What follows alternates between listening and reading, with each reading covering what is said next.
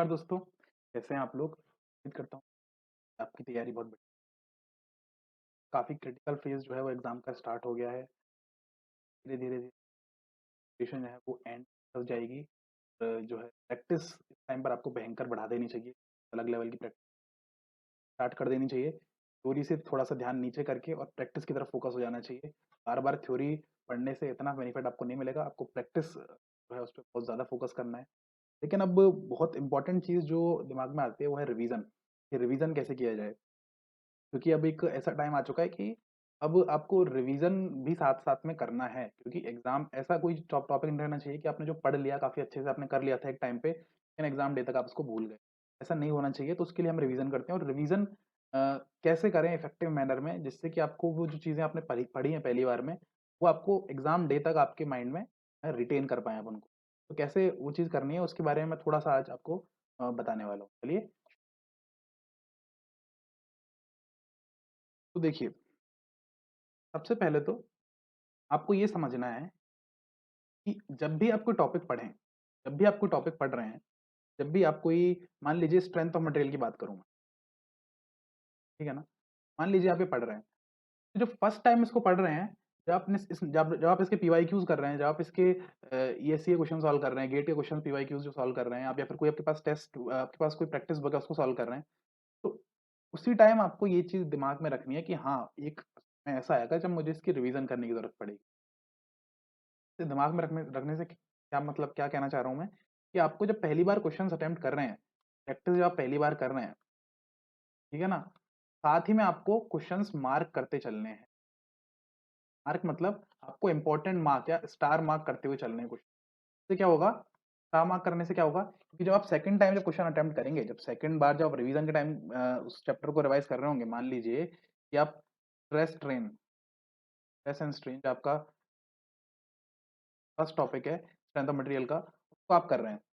उसमें आपने अगर पहली बार में तो मान लीजिए आपने 50-60 क्वेश्चन उसके आपकी जो प्रीवियस ईयर क्वेश्चन बुक है उसमें से करे होंगे मान लीजिए। पहली बार 60 क्वेश्चन आपने इस पर्टिकुलर टॉपिक पे किए हैं। अगली बार जब आप रिवाइज़ कर रहे हैं स्ट्रेंथ ऑफ मटेरियल को, क्या आपके पास इतना टाइम होगा कि आप 60 के 60 क्वेश्चन फिर से कर पाएँ? ऑब्वियसली। लेकिन ऐसा नहीं है कि उस टाइम हमको सिर्फ थ्योरी पढ़ के छोड़ देना है। अगर आपने थ्योरी पढ़ के छोड़ दी तो आपकी प्रैक्टिस जो आपने पहले करी थी ना वो रुइन हो जाएगी माय डियर फ्रेंड। उसका इस्तेमाल आप जो है एग्ज़ाम में नहीं कर पाएँगे। उसका जो बेनिफिट आपको मिलने वाला था वो एग्ज़ाम में नहीं मिलेगा। वो कब मिलेगा?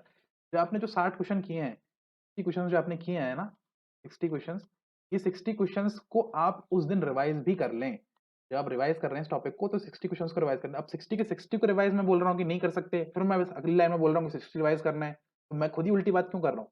कल सिंपल सा पॉइंट है कि आपको यहाँ पर इम्पोर्टेंट क्वेश्चंस या ऐसे क्वेश्चंस जिनमें कॉन्सेप्चुअल अंडरस्टैंडिंग ज़्यादा बनती है, आपको समझ में आएगा वो जब आप क्वेश्चंस करेंगे, तो धीरे-धीरे आपको समझ में आएगा कि ये क्वेश्चन ऐसा है जो मेरे को पिक करना चाहिए रिवीजन के लिए। जब भी आपको क्वेश्चन सॉल्व करना है, आपके माइंड में ये चीज़ रहनी चाहिए कि हाँ, ये क्वेश्चन मैं रिवीजन के लिए भी रख सकता हूँ, नहीं रख सकता हूँ। उस हिसाब से आपको क्वेश्चन्स मार्क करने हैं और इस तरह से आप सिर्फ उन मार्क्ड क्वेश्चन्स को यहाँ पे सॉल्व करेंगे। मान लीजिए 6 आउट ऑफ 60 आपने 5 या 5 से 8 के बीच में ऐसे क्वेश्चन सेलेक्ट करे। मैं आपको अप्रॉक्सिमेट रेशियो बताया मैंने, 10% से ज़्यादा क्वेश्चन्स ऐसे नहीं होने चाहिए जो आप रिवीजन के लिए रख रहे हैं। ठीक है ना? 10% से ज़्यादा क्वेश्चन ऐसे नहीं होने चाहिए जो आप रिवीजन के लिए रख रहे हैं। 5, 6, 7 मैक्सिमम क्वेश्चन्स आपको ऐसे रखने हैं, अगर मैं 60 क्वेश्चन्स की बात कर रहा हूँ। तो ऐसे क्वेश्चन्स देखिए आपने 60 क्वेश्चन्स किए हैं, उसमें से 20-30% क्वेश्चन्स तो ऐसे होंगे जो आपसे हुए ही नहीं पहली बार में। तो उन सिर्फ ऐसा नहीं है कि जो क्वेश्चन्स आपसे नहीं हुए हैं या जो क्वेश्चन बहुत अलग लेवल के टफ हैं, सिर्फ ऐसे क्वेश्चन्स को ही आप रिवाइज़ करेंगे, नहीं, ऐसा बिल्कुल भी नहीं है। आपको कौन से क्वेश्चन्स रिवाइज़ करने हैं, जो आपको लग रहा है कि हाँ, ये कॉन्सेप्चुअल अंडरस्टैंडिंग कुछ ज़्यादा दे रहा है। उससे हो गया ये क्वेश्चन, लेकिन अगर मैं इसको रिवाइज़ करूँगा बाद में, तो मेरी इतने-इतने सारे कॉन्सेप्ट्स, इतने-इतने सारे फॉर्मूले जो हैं, अपने आप रिवाइज़ हो जाएँगे यूजिंग दिस पर्टिकुलर क्वेश्चन। उस हिसाब से आपको जो है रिवीजन की स्ट्रेटजी प्लान करनी है कि आपको पहले से ही जब भी आप कोई क्वेश्चन सॉल्व कर रहे हैं, आपको मार्क करते हुए चलना है कि हाँ, these are the important questions और इनको मैं रिवीजन के टाइम पे ये तो मैंने आपकी की तब की बात जब आप जो है कोई टॉपिक पढ़ रहे हैं, कोई चैप्टर पढ़ रहे हैं। स्ट्रेंथ ऑफ मटेरियल में स्ट्रेस स्ट्रेन की मैंने एग्जांपल दिया आपको। स्ट्रेस स्ट्रेन अगर आप पढ़ रहे हैं, तो आप इस तरह से काम करेंगे। ठीक है ना? अब मैं बात करूँ आपसे, कि मान लीजिए आप कोई टेस्ट सीरीज़ दे रहे हैं, टेस्ट सीरीज़ दे रहे हैं। तो टेस्ट सीरीज़ में आपके नए-नए कॉन्सेप्ट सीखते हैं आप, कई सिली मिस्टेक्स हो गई आपकी, उन सिली मिस्टेक्स को इम्प्रूव करना सीखते हैं। क्या-क्या चीज़ क्या कौन-कौन सी गलतियाँ हैं ऐसी जो आपकी फ्रीक्वेंटली हो रही हैं। कुछ-कुछ ऐसी गलतियाँ होती हैं जो आप समझ जाते हो एक टेस्ट में कि हाँ, ये गलती मेरे से हो गई, अगले टेस्ट में नहीं करूँगा, लेकिन अगले टेस्ट में फिर से सेम गलती हो जाती है। ठीक है ना? तो वो गलतियाँ जो हैं वो आपकी रिपिटेशन में आ रही हैं, उससे आपके फिर टेस्ट सीरीज़ देने का क्या फ़ायदा हुआ? तो टेस्ट सीरीज़ देने का फ़ायदा तभी है जब आप उन गलतियों को सुधार सको। गलतियों को सुधारने के लिए भी रिवीजन करना बहुत इम्पोर्टेंट है। सिर्फ टेस्ट सीरीज़ देने से आपकी गलतियाँ नहीं सुधरेंगी। तो आपने टेस्ट सीरीज़ दी और उसके एनालिसिस पार्ट में आपने क्या चीज़ पता लगाई? मैंने आपको एनालिसिस पार्ट कई बार समझा चुका हूँ और आज भी मैं आपको बस बता रहा हूँ कि एनालिसिस में आपने क्या चीज़ पता लगी आपको। एनालिसिस में आपको पता लगा कि सिली मिस्टेक्स आपकी कहाँ-कहाँ हो रही हैं। हर टेस्ट की सिली मिस्टेक्स है, उनको आप एक पेपर पे थोड़ा-सा नोट कीजिए। इसके अलावा दूसरी चीज़ कॉन्सेप्ट्स, नए कॉन्सेप्ट्स आप इसमें सीखे होंगे कुछ ना कुछ, उन कॉन्सेप्ट्स को तो उनके लिए तो एक नोटबुक बना लीजिए मैं कहूँगा आपसे। उनके जो नए कॉन्सेप्ट्स आप सिर्फ टेस्ट सीरीज़ करके सीखेंगे। टेस्ट सीरीज़ आपको फ्रीक्वेंटली देनी है, आपको समझ में आ रहा है। तो हर टेस्ट सीरीज़ में आप कुछ ना कुछ 3-4 क्वेश्चन सीखेंगे, 3-4 कॉन्सेप्ट नए सीखेंगे। उन कॉन्सेप्ट्स को आपको हर टेस्ट सीरीज़ वाइज़ आपको नोट करके रखना है या सब्जेक्ट वाइज़ भी कर सकते हैं। या फिर हो सकता है आप अपने नोट्स में ही नोट कर लें उन चीज़ों को, वो आपके ऊपर है। लेकिन आपको उनको नोट करके रखना है, that is the key thing. ठीक है जी? ये आपको समझ में आ रहा है? तो ये कॉन्सेप्ट्स आपको लिख के रखने हैं और उस कॉन्सेप्ट के साथ आपको अगर आप चाहें तो वो टेस्ट सीरीज़ में आपके पास ऑप्शन होता है क्वेश्चन को बुकमार्क करने का, ठीक है? कोई टेस्ट सीरीज़ में आप आपको जो क्वेश्चन टफ लगा या क्वेश्चन अच्छा लगा, उसको आप बुकमार्क कर सकते हैं। बाद के लिए उसको हाइलाइट करके रख सकते हैं, उनकी लिस्ट बन जाती है बाद में। किसी भी कोचिंग की आप टेस्ट सीरीज़ लेंगे तो उसमें ये फैसिलिटी है होती है। तो उस चीज़ को भी उस फीचर को भी आप इस्तेमाल कर सकते हैं। तो बेसिकली आपको रिवीजन के लिए क्वेश्चन इकट्ठे करते रहना है। थ्रू आउट योर प्रिपरेशन आपको दिमाग में रहना चाहिए कि हाँ, एक टाइम ऐसा आएगा जब मेरे पास प्रिपरेशन के लिए मेरे पास एग्ज़ाम के लिए सिर्फ 10 दिन बचेंगे। तो ऐसा नहीं होना चाहिए उस 10 दिन आप सोच रहे हैं कि मैं ये पढ़ूँ या ये पढ़ूँ, ये क्वेश्चन करूँ या ये क्वेश्चन करूँ। आपके पास कंसोलिडेटेड मटेरियल ऑलरेडी इकट्ठा होना चाहिए कि हाँ, ये मैंने 500 क्वेश्चन लगाए हैं, 500 क्वेश्चन इकट्ठे किए हुए हैं। ये 500 क्वेश्चन अगर मैंने कर लिए, तो मेरा ये पूरा सब्जेक्ट, ये पूरी जो है बुक जो है वो पूरी हो जाएगी। ये मेरी पूरी पीवाईक्यूज़ जो है, पीवाईक्यूज़ से मैंने ये 500 क्वेश्चन छाँट लिए। अगर पीवाईक्यू की बुक मेरे मुझे फिर से सॉल्व करनी है, तो सिर्फ 500 क्वेश्चन सॉल्व कर दूँगा, तो एक तरह से मेरी पूरी बुक सॉल्व हो जाएगी। ये आपकी अप्रोच रहनी चाहिए। पीवाईक्यूज़ में तो खास करके बहुत सारे क्वेश्चन्स ऐसे होते हैं जो 8-8 बार, 10-10 बार जो है सेम कॉन्सेप्ट पे क्वेश्चन्स जो है वो रिपीट होते हैं। तो आपको ऑब्वियसली वो 8-8 क्वेश्चन 8 बार नहीं करने, सिर्फ एक बार उसमें से कोई एक क्वेश्चन छाँट लिया आपने, तो आपको करना है। तो ये सेलेक्टिव अप्रोच आपको रखनी है रिवीजन के टाइम।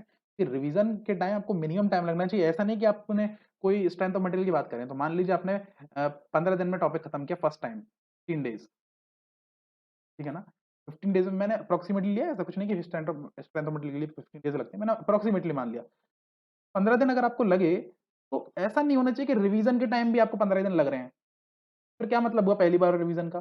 रिवीजन के टाइम आप अगर पहली बार में 15 लग रहे हैं, रिवीजन के टाइम आप 3 से 4 दिन में खत्म हो जाना चाहिए। और कैसे 3 से 4 दिन में खत्म होगा? फर्स्ट रिवीजन की बात कर रहा हूँ मैं। कैसे खत्म होगा 3 से 4 दिन में? जब आप उसको कंसाइज़ करेंगे। जो आपने थ्योरी पढ़ी है, चलिए उसमें तो आपको टाइम कम लग जाएगा क्योंकि आपने एक बार पहले पढ़ रखी है। लेकिन जो क्वेश्चन्स भी किए हैं, उनमें भी आपको कंसाइज़ रहना है, उसपे आपको स्पेसिफिक रहना है।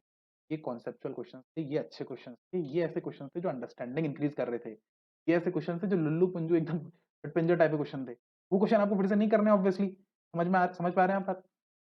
थर्ड रिवीजन, इन क्वेश्चन्स में से आप कुछ ऐसे क्वेश्चन्स हाइलाइट करेंगे जो थर्ड रिवीजन के लिए होंगे आपके पास। जो एग्ज़ाम के दिन, एग्ज़ाम से 1 दिन पहले आपको देख के जाने हैं, ऐसे भी कुछ क्वेश्चन्स रहने चाहिए। ठीक है ना? उस रिवीजन के लिए ये आपका सेकंड स्टेप है, सेकंड स्टेप। फर्स्ट स्टेप तो आप जब आपका था जब थ्रू आउट द प्रिपरेशन, जब आप कोई भी कुछ भी क्वेश्चन कर रहे हैं, तो आप समझ रहे हैं उस चीज़ को कि कौन-सा क्वेश्चन इंपॉर्टेंट है जो मुझे रिवीजन के टाइम रखना है। थर्ड रिवीजन के टाइम आपको जब इस स्ट्रेंथ ऑफ मटेरियल को पढ़ेंगे आप, तो आप 1 दिन में इसको रिवाइज़ कर देंगे, 1 डे, जब 15 डेज़ बिफोर द एग्ज़ाम, तब के लिए मैंने रखा हुआ है। 15 दिन, और जब 1 दिन पहले की बात करें, तब आप हो सकता है थ्योरी पढ़ लें या फॉर्मूले रिवाइज़ कर लें, उससे आपका काम चल जाएगा जब। तो आप 1 दिन पहले, एग्ज़ाम से 1 दिन पहले की बात करते हैं, उसके लिए अपन अलग बात करेंगे कि 1 दिन पहले क्या स्ट्रैटेजी रहनी चाहिए, कैसे पढ़ना चाहिए। पर अभी तो काफ़ी टाइम है, एग्ज़ाम में 6 महीने हैं, 8 मही छ 5-6 महीने हैं। तो तब तक तो आप ये इस चीज़ पे ध्यान रखिए कि अभी आप जो भी क्वेश्चन कर रहे हैं, जो भी टेस्ट सीरीज़ कर रहे हैं, जो भी प्रैक्टिस कर रहे हैं from the booklet of the previous year questions, और ये आपकी टेस्ट सीरीज़ जो हो गई, इससे आपके जो क्वेश्चन्स हो गया, या फिर एएससी के आप प्रीवियस ईयर क्वेश्चन्स कर रहे हैं, कहीं से भी आप जो भी क्वेश्चन कर रहे हैं, वो मार्क करते चलिए। इम्पोर्टेंट क्वेश्चन्स हाइलाइट करते चलिए। कि उस क्वेश्चन का बेनिफिट, उस सीरीज़ को सॉल्व करने का बेनिफिट तभी है जब आप उसको रिटेन कर पाएँ टिल द एग्ज़ाम डेट, ठीक है? तो this was the concept behind revision. Revision की स्ट्रैटेजी क्या रहनी चाहिए? देखिए, रिवीजन एक-एक चीज़, एक-एक टाइम टेबल बना के देने से कोई मतलब नहीं है। वो स्पून फीडिंग से कोई मतलब नहीं है। किस चीज़ से मतलब है कि आपको खुद को समझ में आ जाए कि रिवीजन किस चीज़ को कहते हैं। रिवीजन का मतलब सिर्फ थ्योरी पढ़ना होता है, या फिर रिवीजन का मतलब प्रैक्टिस करना भी होता है, या फिर रिवीजन एक कंप्राइज़ स्ट्रक्चर होता है जिसमें आप थ्योरी भी पढ़ते हैं और रिवीजन करते हैं बहुत स्पेसिफिक मैनर में, क्वेश्चंस करते हैं बहुत स्पेसिफिक मैनर में। तो ये चीज़ आपको समझ में आई होगी, आई होप सो। ठीक है? अगर कोई आपको डाउट हो, कोई प्रॉब्लम हो, कोई दिक्कत हो, तो आप मुझे मेरे इंस्टाग्राम पर डीएम कर सकते हैं। Instagram ID is Shivam underscore, ठीक है? उम्मीद करता हूँ कि आपको वीडियो पसंद आई होगी। धन्यवाद। It's time to experience something glorious. Unacademy Combat. Compete, crack, conquer. A challenging gate contest engineered to give you an experience like none other. Where you put your knowledge to test and battle it out with a test To bring out the best in you, Unacademy Combat is the most competitive, gamified contest for gate till date, with the best of the questions by best educators. with detailed video solutions from top educators right after each contest. Combat live with peers to get real-time rankings and win big. Participate in every contest to improve your ratings. Challenging contests every fortnight or alternate Sunday. Live ranking after every question. Big rewards for top rankers. Your passion to crack gate deserves this. Your hard work towards your dream deserves this. Fuel your inner fire for the ultimate gate challenge. Unacademy Combat. Register now.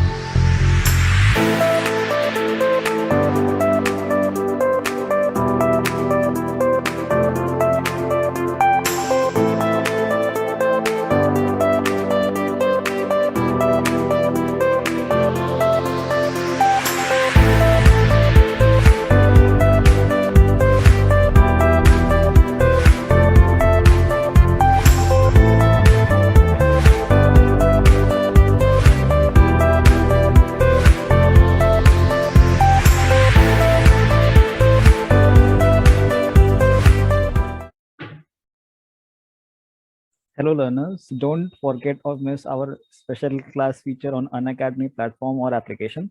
Special class features are interactive live classes, polls for the learners, raise a hand feature, never miss a class, lecture notes, and you can go through lectures from anytime and from anywhere.